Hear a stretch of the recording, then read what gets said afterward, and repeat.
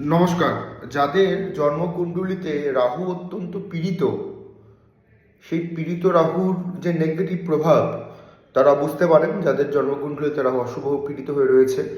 এবং রাহুর দশা যখন চলে বা ট্রানজিটে রাহু যখন ভাগ্যস্থান, লগ্নস্থান, অষ্টম স্থানকে কানেক্ট করে রাখে, তখন সেই জাতক জাতিকা যাদের রাহু পীড়িত তারা এক প্রকারের নরক যন্ত্রণা ভোগ করেন।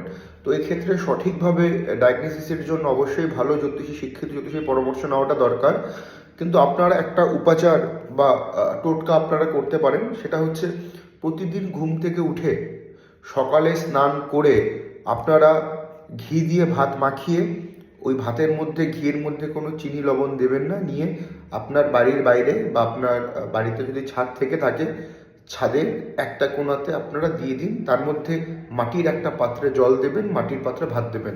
এতে নেগেটিভ প্রভাব কিছুটা হলেও কমবে।